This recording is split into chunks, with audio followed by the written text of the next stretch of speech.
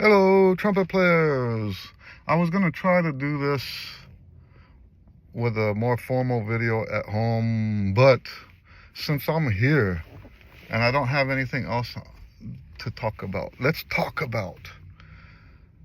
This is a series, by the way. Let's talk about the lip buzz controversy. Is it a controversy? Yes, it's a controversy. And what do I mean by controversy is people actually get angry at each other. And what made me think to even talk about this? I like to look at the comments. You know those annoying ads for trumpet stuff? I don't mean trumpet stuff. I don't know what else to call it. Trumpet. It's not a trumpet. Right? It's not trumpet lessons.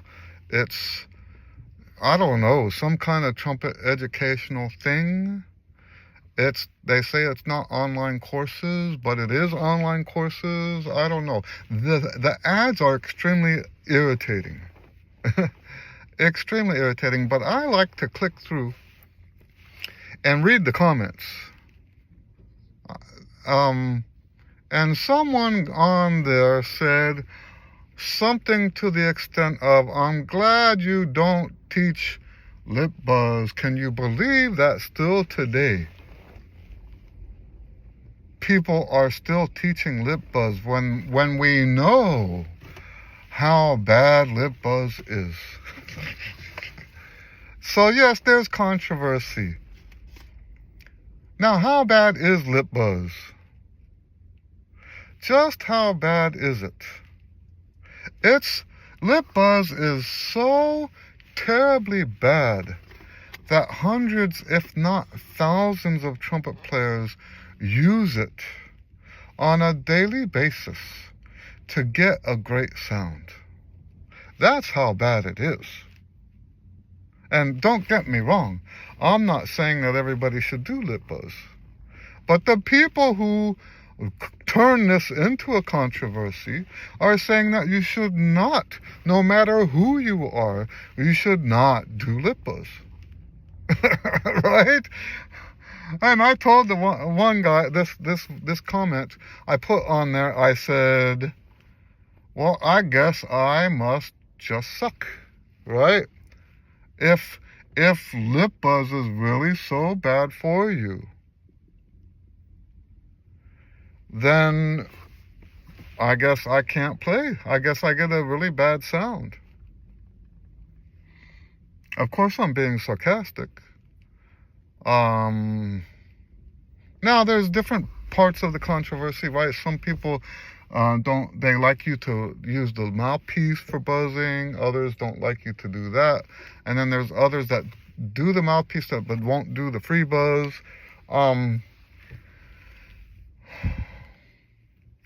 So here's my stance on this. There is no amount of science that will prove to me that I should stop doing the lip buzz. Why is that? First of all, I already know that trumpet science is not scientific at all. The most that you can get from trumpet science is just interesting. Oh, I didn't know that. Oh, that's interesting. That's the best you can do with trumpet science. Okay? So, when someone comes up with a scientific explanation of why you shouldn't do lip buzz, when hundreds, if not thousands of trumpet players are benefiting from lip buzz, that's clearly not scientific. There's something wrong with your science. You must have gone to a different school from me. Right?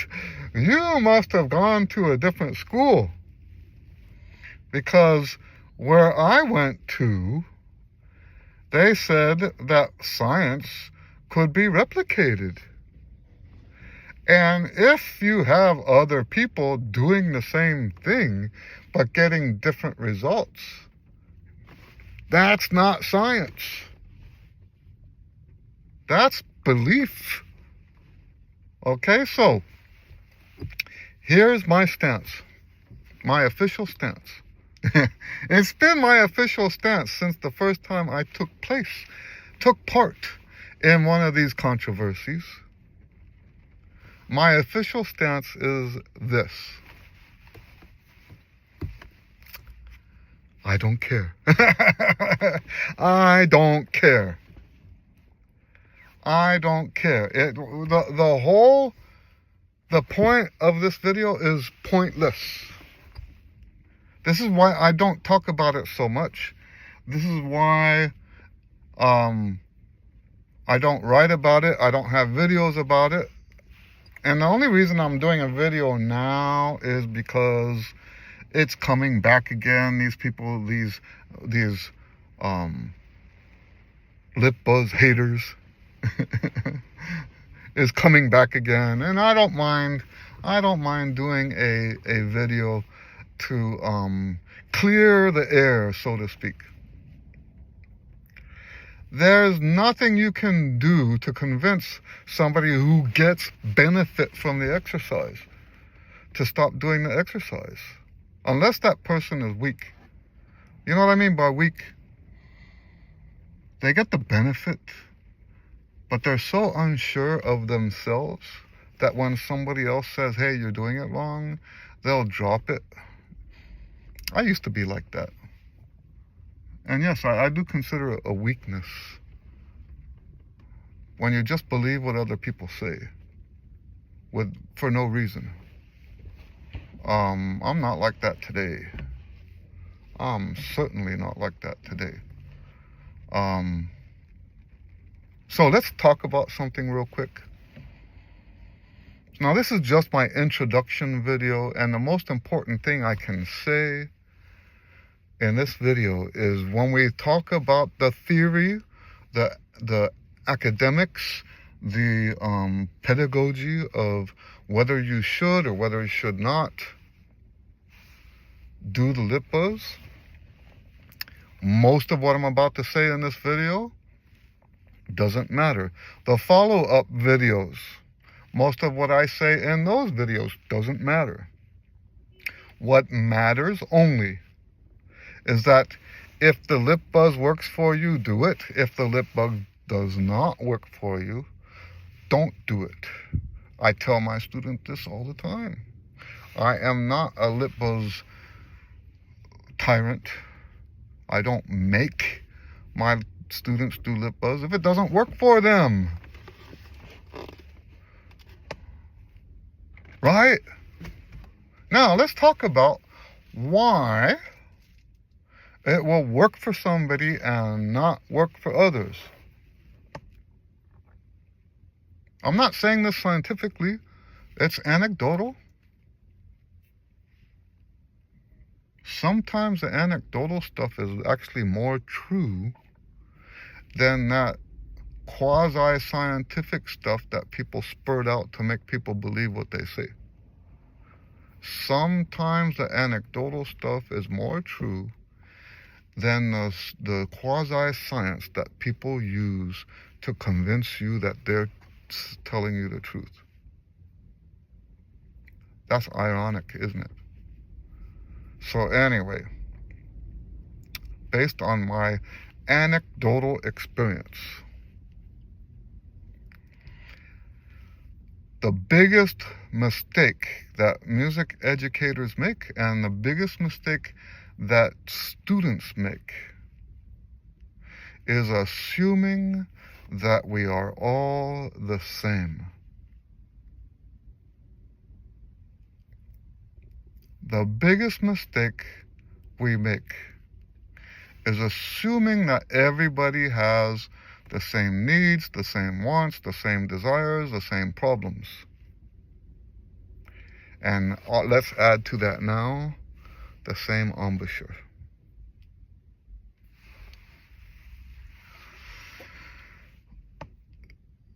Just looking only at the division that I've created to catalog different players, right? You have musicians that are inflammation based, And the trumpet players that their embouchures are inflammation based, and then you have embouchures that are muscle based. Now there are all kinds of ways to divide embouchures up. This is just one of those ways.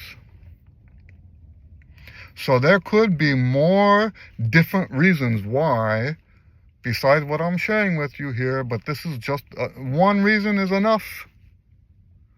One reason is enough. There could be more. This is the reason I teach. The reason why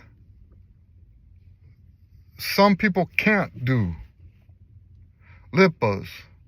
And there's other things too as well. Lip bends.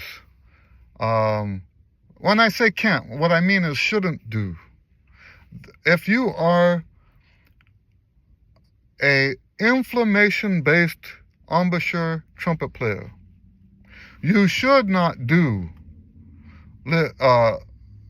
mouthpiece buzz, not mouthpiece, you can do mouthpiece buzz, lip buzz, the free lip buzz that has no mouthpiece. If you are an inflammation-based trumpet player, do not do, unless you change your embouchure, do not do lip buzz.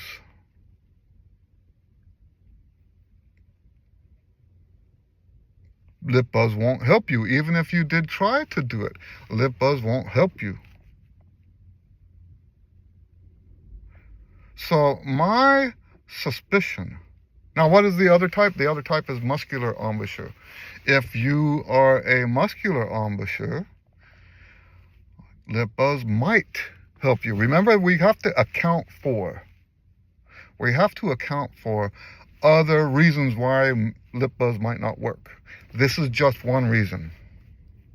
So we're not saying if you are a muscle-based embouchure that lip buzz will work for you, or we're not saying that.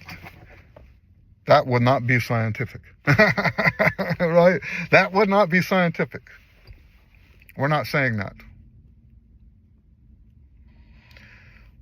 What we are saying is that for probably a majority, in my language, majority actually means 50% plus one, right?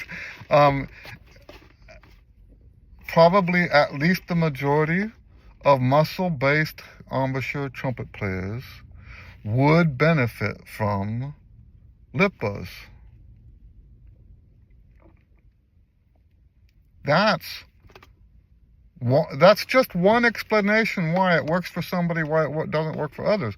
What should never happen is one person who has success with one thing now saying everybody should do this one thing because they were successful with it. That's just not smart. There's no logic in that. There's no logic in that. And usually when we see that, it's not from the teachers themselves. There's great teachers out there, and I admire every single one of them. There's great teachers out there. That's why I told you this in the previous video, I am still watching as many master classes as I can. I'm still at this point in my career, when I've taught literally, I don't know, I stopped counting students at 500, and that was in the early 90s. Now, I don't teach as many students as I used to, and that's for your sake. But anyway, yes, I don't think that it's those top teachers that are creating some of this bad teaching. It's the zealots beneath them. And yes, I use that word. I've been using that word for decades now to describe the secondary teachers, the teachers that were taught the method. You see what I mean? The teachers of the teachers of the teachers. That's how this works. I pray all the time that I never have that kind of zealot follower that you know what it is? I honestly believe this. I believe that these secondary teachers, that's a better way to put it, right? They're the teachers that were students of the teacher. I believe that these secondary teachers, for them, it's a source of power. For them, they have to, for some reason, be right about everything.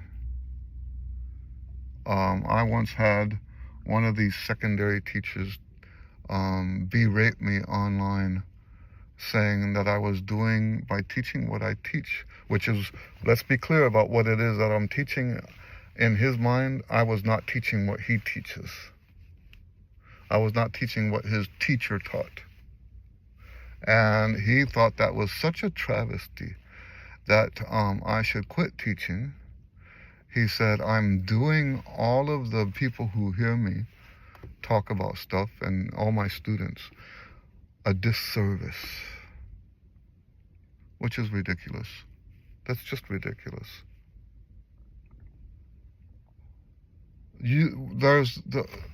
There's no way that these secondary teachers can be correct the way they teach if it's true that everybody is different.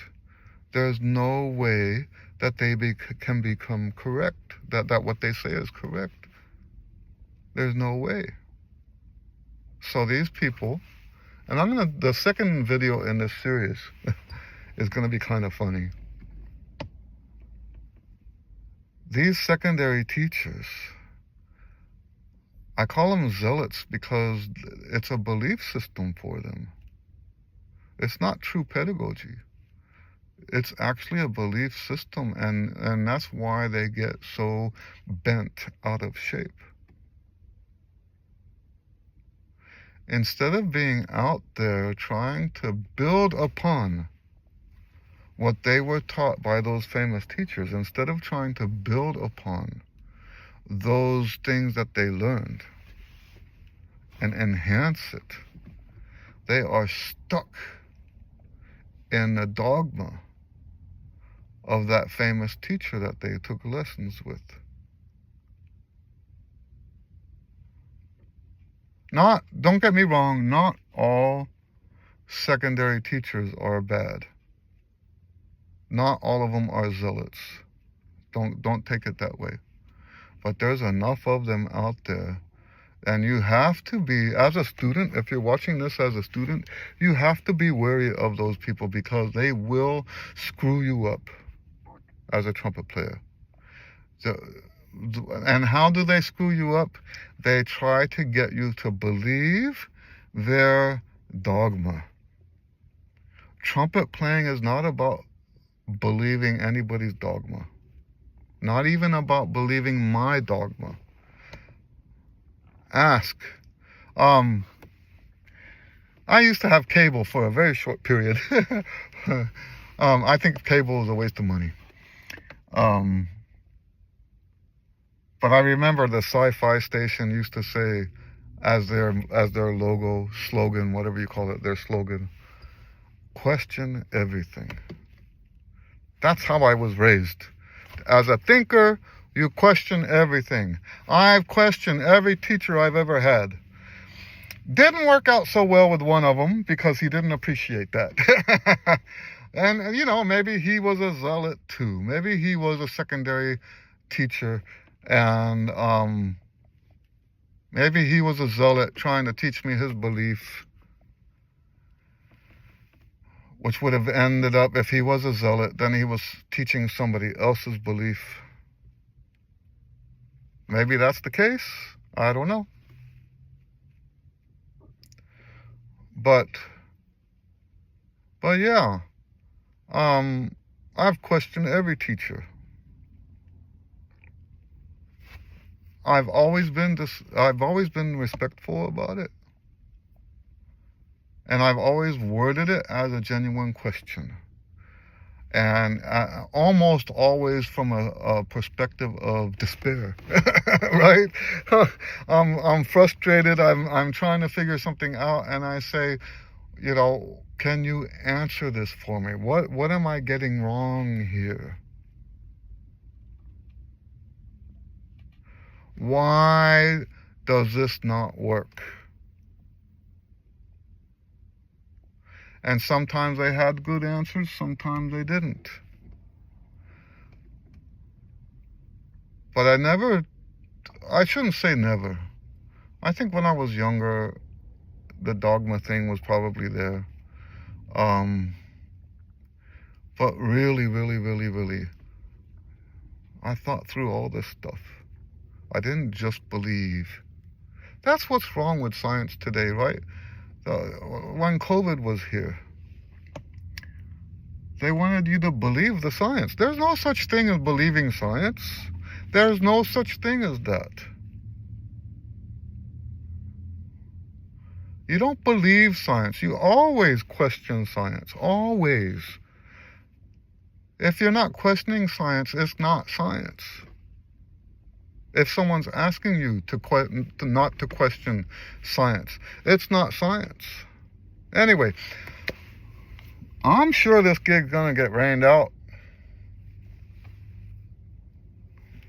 But we'll see. I'm gonna go over there now and we'll see. I'll get set up, but I'm sure I'm heading home early.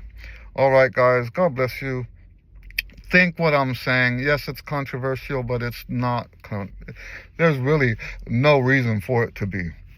Lip buzz is beneficial to some, not beneficial to others. Have a great weekend.